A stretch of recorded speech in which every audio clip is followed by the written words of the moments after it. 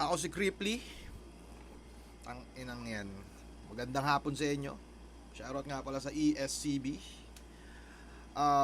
Meron sa akin mga nagtag at nag-send netong putang inang taon to na ginawan ng reaction video yung prediction ko. Ang ina nito eh. So, papanoorin ko lang kasi wala lang. Wala din naman ako magawa ngayong hapon. Nga pala, medyo maaga-aga ulit tayo ngayon. Pero madilim pa rin. Alam nyo na kung bakit. Putang ina. Parang wala akong masyado maisip na intro. Pero, tangina mukhang macheting mataba to si Slackwon eh, no?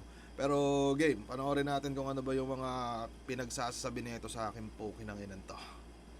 G. Bro, at andito na naman ang panibagong panggagatas at manggagatas ng walang katapusan. Okay? Let's go. Pinapasalamatan ko nga pala syempre ang mga nag-sponsor sa atin dito sa microphone natin. Gumanda ang audio quality sa camera natin. Yan. Kay Christina. Sina-shoutout niya yung mic niya na in-sponsor daw. Kung walang nag-sponsor, edi wala na. Mga problema sa atin eh. Problema kay Slackwon eh. Hindi gagalaw ng walang nagbigay. Yan yung napansin ko. Tingnan mo nga yung mic ko. Oh. 300 pesos. Ang ina na ito. Fuck. Rex Kaway, salamat sa pag-sponsor. Yan. At syempre Crown Manila. Yan. Pops Nico Manning, what's up? Gracia World Ride. Gracia Worldwide. Yo. Narinig nyo ba yun? Gracia World Ride daw. Gracia World Ride. Umpisa pa lang, putang ina, body bag sa akin to, puking inan to. Gracia World Ride. Ang ina, weird. Pops Jeffrey. Yan. Saba. Pops Nico Manning, Ulitin natin kasi gusto ko talagang nagkakamali to si Slackwon eh. what's up? Gracia World Ride. Gracia Worldwide. Putang ina mo talaga. Gracia World Ride. Puking ina mo, may labang ka pa naman ngayon parating. Ina, Gracia World Ride ka. Yo. Pops Jeffries, what up? Ordinaryo Clothing, History Clothing. Yan, shoutout sa inyo. At meron pa tayong dalawang slot ng ads. Puta, ano ba to? Reaction video ba to? Shoutout. Ano, basta talaga 3GS haba mag-shoutout eh, no? Sipin mo Placement ng logo nyo. Yan. Meron pa tayong dalawang slot dyan. PM nyo lang ako. Okay. Shoutout nga pala sa, syempre, sa Branded, Black Manila, Hypebeat. Yan. Real Jokes, what's up? Egocentric. Yan. Shoutout kay Papa Otep. Okay. Lalo kay Papa Benji. Yan. Ito yung pinaka example ng harap-harapang pambuburaot. Sina-shoutout niya yung mga clothing line. Kasi akakala nito ni Slackwon, bibigyan siya. Yun lang naman yun. Na syempre, pag nilagay yung yung ads sa taas, is either hihingi ng damit o pera. Tangina, manggagancho to. Shoutout sa iyo, Papa. Salamat sa lahat ng mga suportang ibinibigay nyo palagi. Ngayon, ang ibibideo reaction natin ay isang tolongges na hindi ko maintindihan kung bakit. Ewan ko ba. Balita ko, masyado niyang, ewan ko ba, ano ako dito, ano tong tao na to, basta, ang dami niya sinasabi. Okay. Okay ng ina nyo. Gagawa ako ng prediction ko sa poster na lumabas kanina. Ahon 15, day 3. Sobrang bangis eh, no? March ahon pa rin.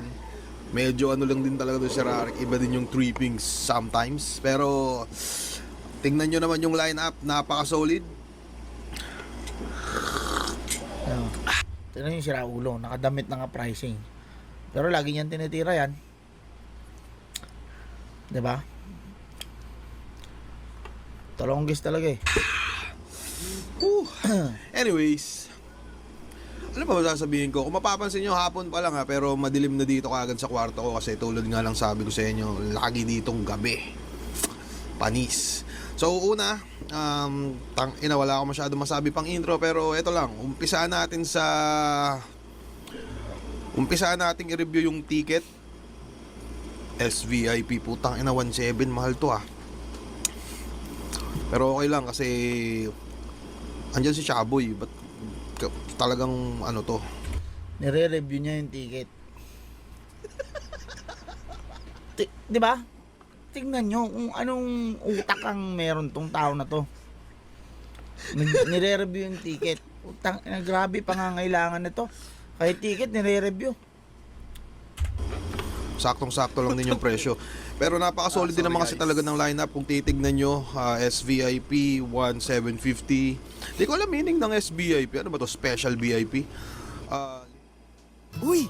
Lucky Me Pansit Canton! putang ina Kakain mo, na yan! Slack Sa One. happiness! Special VIP. Tang ina, may ads na si Slakwan. Pansit Canton. Putang ina mo. Pag Pansit Canton yung mga lumalabas na ads sa akin, tang ina, ikakat ko yun. Nakakat ba yung ads? Pero putang ina, kahit medyo ganito yung, kahit may hidwaan tayo Slakwan na, kahit bad trip ako sa pagmumukha mo, congrats pa rin kita kasi may ads ka na. Pero game. Limited tickets. Okay. VIP 1,250, Gen Ad 850 plus 1 free beer. At putang ina, ang tagal. Ay ano nga natin to, 1.25. Sige, umpisaan natin sa unang laban. Ito nga pala ay R-Zone versus ETS. Sige. Kape ng kape. Parang tanga. Hindi, ito sa totoo lang ano. I'm so sorry pero hindi ko pa may napanood na akong laban nito ni R-Zone. Putang ina, di ko lang maalala kung ano. Pero mukhang ito yung ano eh. Wala pa. Hindi ka pa nanood yan. May maano ko lang din. Shoutout kay R-Zone. Wala pa yan, Son. Huwag ka maniwala dyan. Ano lang yan. May masabi lang yan yun. Wala nang ma-upload yan eh. Kaya ganyan ang pinagagawa eh. Ito yata yung di ko alam kung FRBL ba to galing. Pero parang oo. Ay na, sorry. Gagis lang ako yung mga pinagsasabi mo. Parang medyo ngayong hapon gumagaan-gaan yung loob ko sa'yo ng konti. Pero isang mali mo lang, puking ina ka. Game. Kung mali ako, tangina. Pala nag-research muna ako. I'm so sorry guys. Pero eto si Eds, napapanood ko na to. Wala kasing respeto talaga yan sa... Putang ina, may tumatawag. Oh my goodness. Pasensya na kayo guys. Putang ina, may tumawag. Ano ba naman yan? Tumawag sa akin. Pagpatuloy natin to. Na ano siya doon, yung parang bad trip siya doon. Pero dahil nga ano kailangan niya mag-upload, ayan, napipilitan siya na banggitin yung mga pangalan nyo. Tapos ano, di ba nga si Kairam dati sabi niya, ngayon kami nagsipanay, amateur na kayo ulit, di ba sabi niya. Ayun niya nun, parang inis siya sa mga bago. Pero mo lagi niya pinagtitripan si Atom tsaka si Cygnus, di ba? Pero wala siya magawa kasi tigi-Bicol din eh. Yun. Meron ako. So, eto si Slakwan, ang gusto niya ditong sabihin, parang inaano ko daw yung mga bago, lalo na sila Atoms at Cygnus. Sa totoo lang, totoo din naman. So, pagpapatuloy na natin. Kung mga napanood na laban nito ni Eds, konti. Napanood ko yung laban nito kay Jonas yata. Pero yun. Yung ano yun, 2x2. Yung dalawa, dalawa sila ni Diyos. Dito sa laban na to, tingin ko lalamang dito si Ed. Oo nga. O napanood ko yun, laban ni Jonas saka ni Eds, saka ni Diyos. Ba't pinost mo pa? Ano ba yun? Ano ba yung mabibigay mong ano? Ano ba yung input mo dun? Ano yun? Pinost mo lang para ano, magmukha kang may alam? Tangina mo. Punta muna tayo kay R-Zone. Lalamang dito si R-Zone sa ano, sa letters kasi yung ETS 3 letters lang yun. So napaka-solid na laban na to. Lalamang dito tingin ko si Ed sa bars, sa joke, sa delivery, sa multi. Lalamang si R-Zone sa anagram, sa holorhyme. Hindi, joke lang. Hindi pa ako gaano kapamilyar sa style nito mga dalawang to. Kaya yun yung mga malupit na mga talagang Pinipredict niya yung laban, yung match up na hindi niya naman kilala yung mga maglalaban. Puta na, di ba? Anong talent meron ka? Di ba? Sino ba tong dalawang to? Ah, puta, lalamang si ano to dyan. Tsaka si...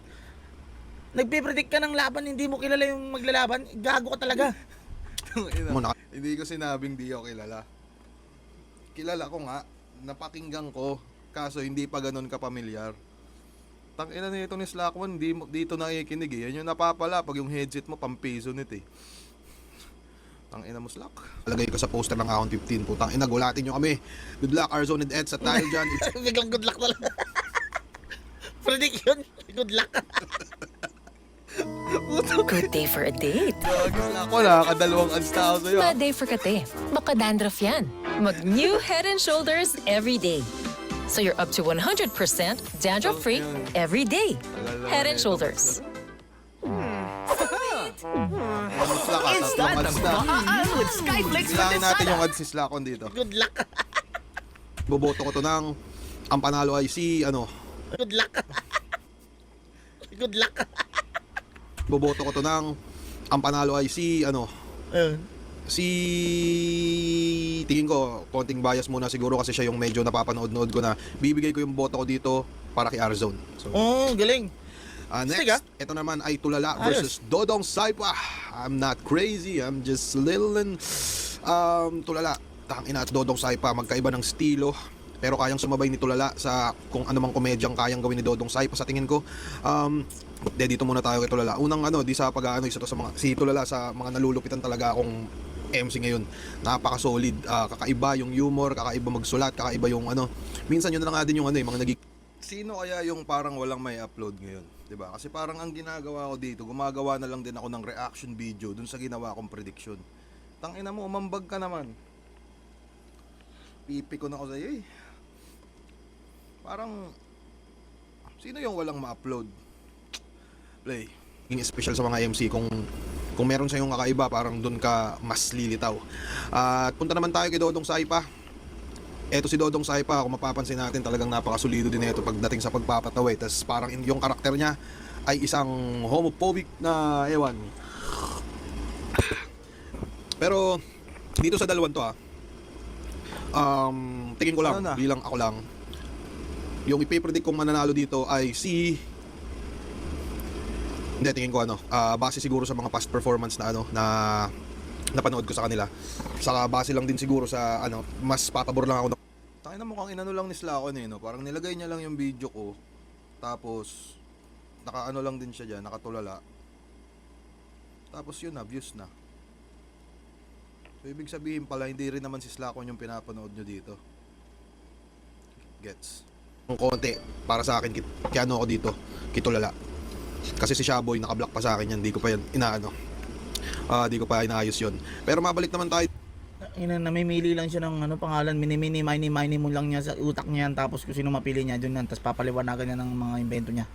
Gago to, di dapat yun dito nagpapaniwala eh. Dito Mirage versus Shaboy. Ang masasabi ko dun sa sinabi mo ay totoo yun. Continue tayo, 1, 2, 3. Sige nga.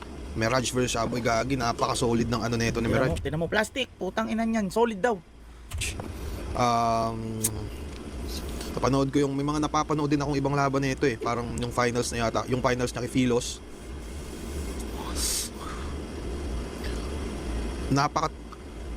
Napaka-solid din ng humor nito ni Mirage, kakaiba, parang pang tito, parang yun yung napapansin ko sa kanya.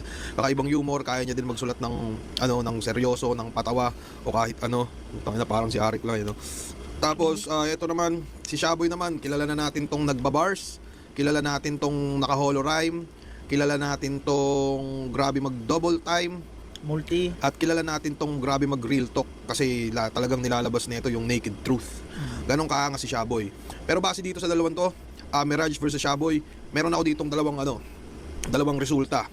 Para sa akin, kung base lang dun sa mga napanood kong performances nila nung mga nakaraan, tingin ko parang gabulbul lang din kay Mirage. Pero base din sa hindi, kay Shaboy pala ako dito. Hindi, na lang siguro, talo na lang siguro sila pareho. So, Mirage versus Shaboy, talo. Diba? Kasi ganito yan. Alam niya rin na tropa niya si Mirage. Nga, diba? Alam niya rin na tropa niya si Mirage. Naalala niya biglang tropa niya si Mirage. Tropa namin to ni Shaboy I-replay. Tropa namin ni Shaboy yan. Kahit tarantado yan. Ang nagustuhan ko dito ay Cripply. Bumipili to, mahilig to lagi sa ano sa dihadista to eh, dihadista to. Kung sino yung lugi, doon siya. Kung sino yung ano, kung sino yung dihado, doon siya lagi. Ngayon, nagsashaboy siya kasi nakita niya si ano si Mirage. Medyo nagsunod-sunod yung talo. Kaya ngayon shaboy siya. Pero ang gusto niya talagang piliin si ano ay ang sinasabi niya ngayon ay kanina Mirage lang ang ano. Gago to eh. Sila pareho, yun yung prediction ko dito. Di ba? Kung mapapansin nyo, ang haba-haba ng sinabi niya. Pero wala naman siyang sinabi talaga. Parang pagkatapos ng sinabi niya. Parang ano na lang din eh, no? Kumbaga, meron pa siyang sinasabing dihadista. Sino? Ano yun? Dihado. Dihadista ba? Di ko alam, baka sa Las Piñas lang nasalita yun eh. Pero walang ganun sa Bicol. Dihadista ang puta. Game. At yung susunod, Charisma versus Class G. Nagbabalik si Charisma. Kung di ako nagkakamali, huling laban na ito ni Charisma, kibagsik pa yata yun. At si Class G naman, Hindi, tanga mo. huling laban niya kay ano pa. Kung hindi si Bagsik yung huling laban nun. Sino? Gusto ko gumawa ka ng 1 oras na video para ipaliwanag mo kung sino yung huling nakalaban ni Charisma. Ayop ka. Sino ba huling laban ni Class G? Basta yun. Dito naman sa dalawang to, Ako uling laban yan. ang napansin ko dito si Charisma parang ano. Oo nga, no, ikaw pala yung huling laban yan. Yung parang nakachamba ka lang din. Kasi parang nung laban ni Class G pa nga, oo nga pala. Gusto ko sanang panoorin yun. Kaso nung nakita ko Class G versus Lakwan, putang ina, wag na lang pala. So kaya yun. Kaya huling naaalala kong laban ni Class G ay iba pa. Kasi nung nakita ko yung pangalan mong putang ina ka, tinigilan ko na. Sa totoo nga ano eh. Isa ka sa rason kung ba't bumababa yung views ng Flip Top. Dahil sa'yo. Okay. Hindi, parang parehas naman sila may presensya. Parehas silang matitindi sa kanya-kanya nilang ginagawa. Pero para sa akin, lalamang si Class G pagdating sa mga wordplay, sa mga teknikalan. At si Charisma naman, lalamang to sa tingin ko sa ano, saan ba yun? Saan ba yun? Tanga mo. Dun sa lalamang to si Charisma sa Nag-iisip. Hindi nakalimot yan. Nag-iisip ka na pwede ka sabihin. Suman. So, tingin ko lang. Kupal.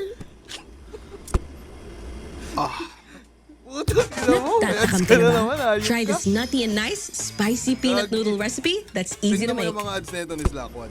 Mapapansin nyo pa lang, YouTube na mismo yung nagsasabi na tingnan mo yung ads. Patsit Canton, Nor Cubes. Kasi yung mga laban nito luto. Alam ko walang kwenta yun pero gusto ko lang isingit. Game. Focus na. Hindi, tingin ko ano.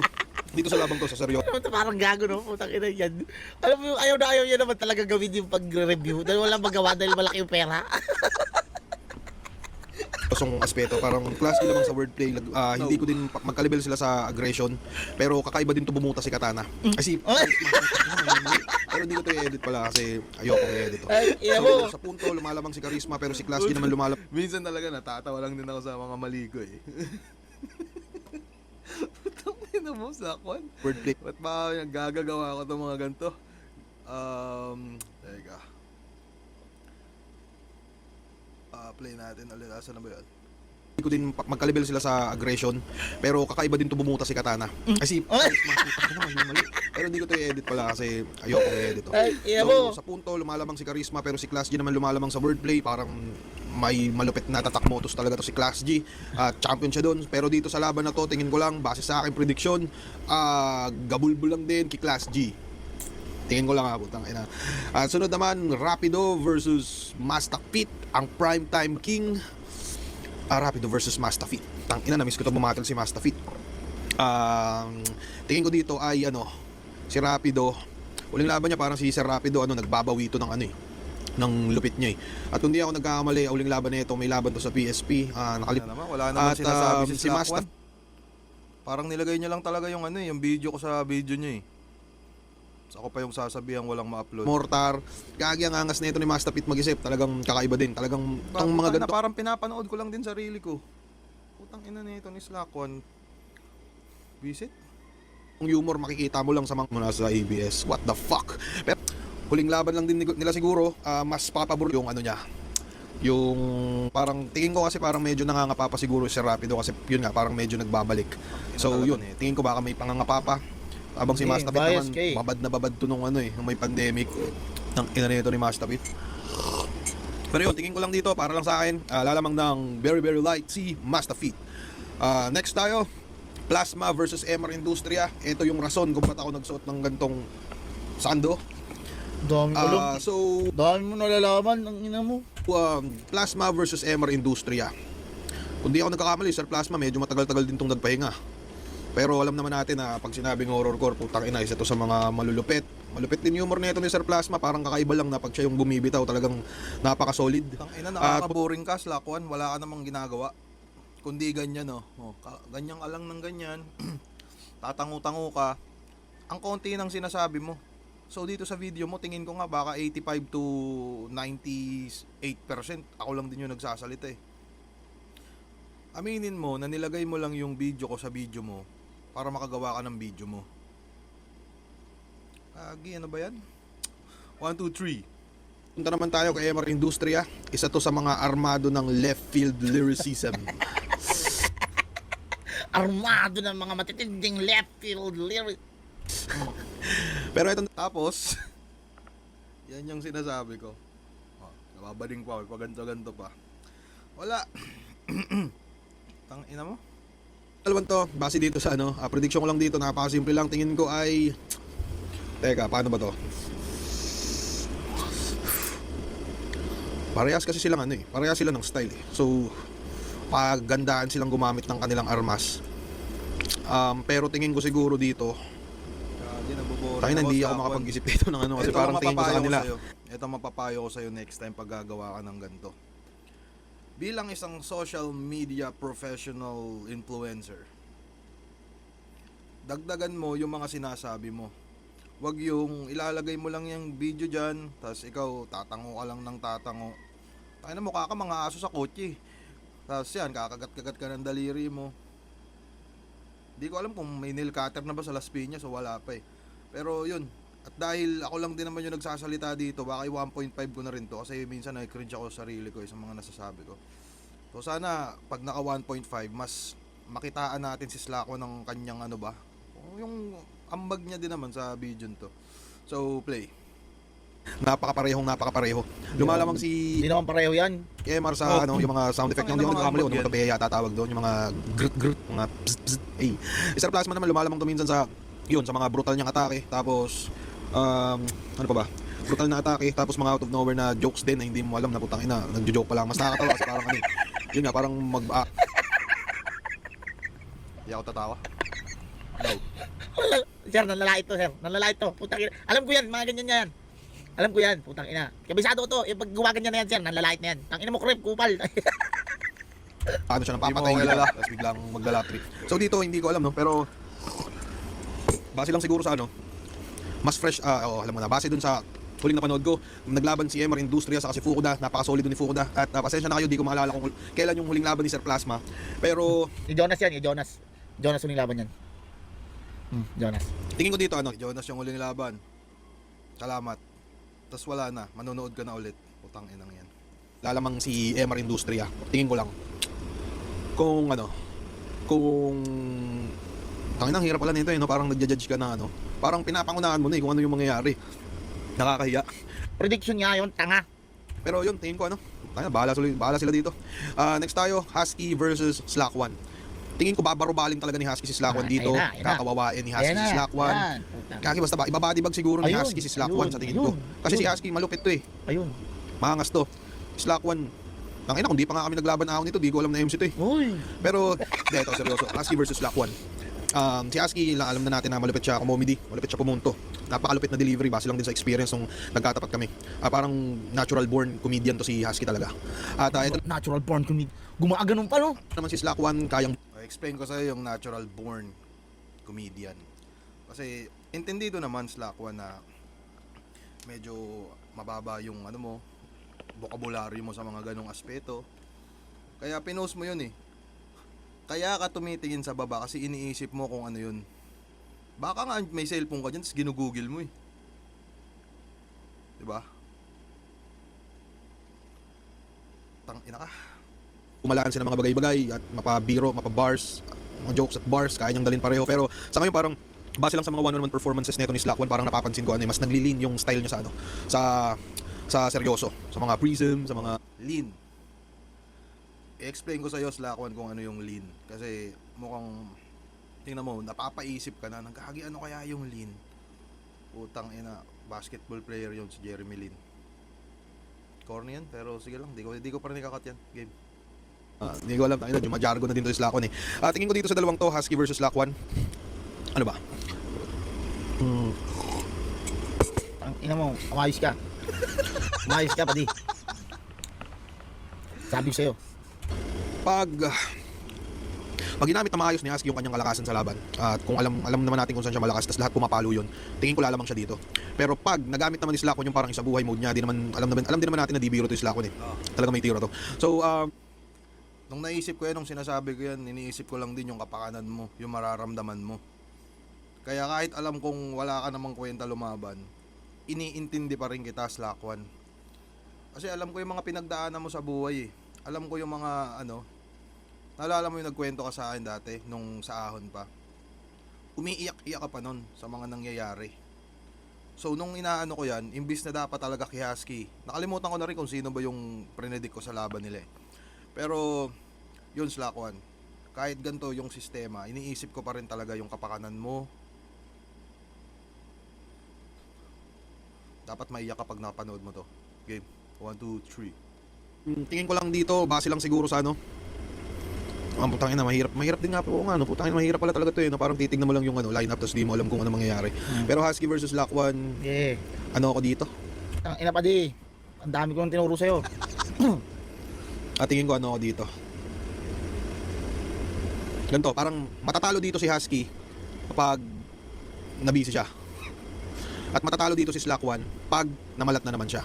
So sa tingin ko na lang siguro base sa may mas malaking natulong sa akin, si Husky ako dito. Kasi kay Husky ako nagtatanong ng mga bagay-bagay sa Facebook. Ay, malabo yan. Although nagtatanong din ako kay Slack 1 ng mga bagay-bagay sa YouTube, pero mas maraming naitulong, mas maraming nasagot na tanong si Husky. Ay, malabo yan. Ano yun? Sabla yun. Malabo yun. Nag-invento ko na.